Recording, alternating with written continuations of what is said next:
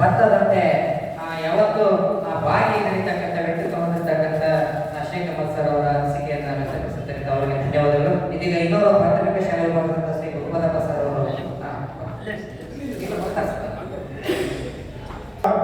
ಗಣ್ಯಮಾನ್ಯರೇ ಹಾಗೂ ಎಲ್ಲ ನನ್ನ ಆತ್ಮೀಯ ವೃತ್ತಿ ಬಾಂಧವರೇ, ಸಹೋದರರೇ ಹಾಗೂ ನನ್ನ ಮಹಿಳೆಯಾಗಿರ್ತಕ್ಕಂಥ ಸುಮಾರೇ, ನನ್ನ ಮುದ್ದು ಮಕ್ಕಳೇ ಹಾಗೂ ಎಲ್ಲರಿಗೂ ಮತ್ತೊಮ್ಮೆ ನಾನು ವಹಿಸ್ತಾ, ಒಂದು ಗ್ರಾಮೀಣ ಪ್ರದೇಶದಲ್ಲಿ ಹುಟ್ಟಿ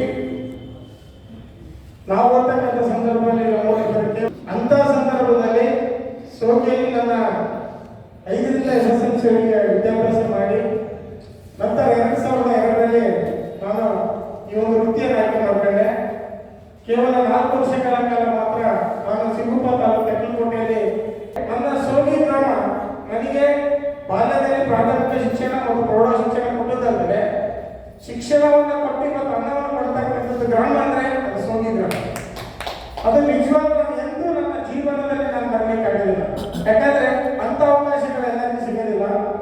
ಅಂತ ಅವಕಾಶಗಳನ್ನ ಕೊಟ್ಟು ಇವತ್ತು ನಾನೇನು ಅಲ್ಲಿ ಒಬ್ಬ ವಿದ್ಯಾರ್ಥಿಗಳ ಉತ್ತಮ ನೀತಿವಂತರನ್ನಾಗಿ ಬೆಳೆಸಲಿಕ್ಕೆ ಅವಕಾಶ ಮಾಡಿಕೊಟ್ಟಿರ್ತಕ್ಕಂಥ ಗ್ರಾಮದ ಒಂದು ಇವತ್ತು ನಮ್ಮನ್ನ ಗುರುತಿಸಿ ಇವಾಗ ನಾನು ಇದಕ್ಕೆ ನಾನು ಯಾವತ್ತೂ ಎಲ್ಲಿ ಯಾರಲ್ಲೂ ನಾನು ಕೇಳೋದಲ್ಲ. ಹೆಂಗಂದ್ರೆ ಇದು ನಾನು ಅಂಗವಾಗಿ ನಿಲ್ಬೋದು, ಆದ್ರೆ ಅದು ಬೇರೆ ಯಾರೇನು ಅನ್ಕೋಬೋದು, ಅದು ಶಾಪ ಅಂತ ನಾನು ಅನ್ಕೊಂಡಿಲ್ಲ, ಅದು ಹೊರ ಆಗ್ತೇನೆ. ನಾನೇನು ಅನ್ಕೊಳ್ತಿದ್ದೆ ಅಂತಂದ್ರೆ ನನಗೆ ಅವಕಾಶ ಕೊಡಿ, ಅನುಕರಣೆ ಬೇಡ, ಮಮತೆ ಇದು ನನಗೆ ಏನಾದ್ರೆ ನೀವು ಸಿಂಪತಿ ತೋರಿಸೋದು ಬೇಡ ಆಗ್ತದೆ. ಯಾಕಂದ್ರೆ ಅವಕಾಶ ಕೊಟ್ಟಾಗ ಮಾತ್ರ ಆ ವ್ಯಕ್ತಿತ್ವ ಏನನ್ನೋದು ಗೊತ್ತಾಗತಕ್ಕಂಥದ್ದು.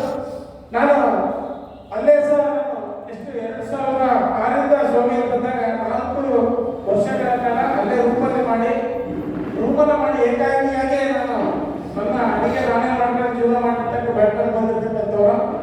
ಅಲ್ಲಿ ನನ್ನ ಸ್ನೇಹಿತರು ಹೇಳ್ತಿದ್ರು, ಈಗಂತೂ ಒಬ್ಬಟ್ಟಿಗೆನಾಗಿದೆಯಾ, ಏಕಾಂಗಿ ಆಗಿದೆಯಾ, ಸರಿಯಾದ ಸಮಯಕ್ಕೆ ಬೇಗ ಎಷ್ಟು 9 ಗಂಟೆದು ಬರ್ತೀಯಾ, 8 ಗಂಟೆದು ಬರ್ತೀಯಾ, ನಂತರ ಮದುವೆ ಆದಾಗ ಏನಾಗುತ್ತೆ ಅನ್ನೋದು ಹೇಳಿ ನಾನು ಒಂದು ಶಪಥ ಹೇಳಿದ್ದೆ ಅವರಿಗೆ.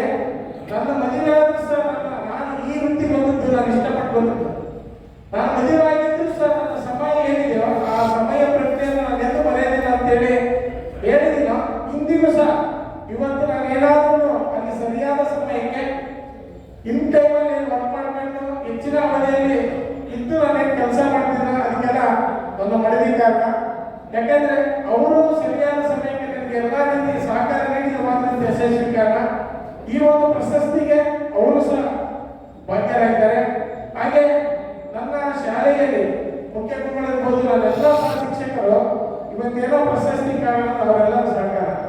ನಾನು ಏನೇ ಕಾರ್ಯಕ್ರಮ ಮಾಡ್ತಾ ಇದ್ದೀನಿ ಅಂದ್ರೆ, ಏನೇ ಯಶಸ್ವಿ ಇದೆ ಅಂದ್ರೆ ಅವರು ಕೇಳಿದ್ರು ಸಹ ಅವ್ರು ಕೇಳದೇ ಇದ್ರು ನಾನು ಮಾಡಿದಾಗ ನನಗೆ ಸಪೋರ್ಟ್ ಆಗಿ ನಿಂತಿರ್ತಕ್ಕಂಥವ್ರು ಅಂದ್ರೆ ನನ್ನ ಸೋಗಿ ಶಾಲೆಯಲ್ಲಿ ಎಲ್ಲ ಕಾರ್ಯನಿರ್ವಹಿಸ್ತಕ್ಕಂಥ ನನ್ನ ಗುರುಗಳು ಮತ್ತು ಗುರುಮಾತೆಯರು ಮತ್ತು ನನ್ನ ಮುಖ್ಯ ಗುರುಗಳು.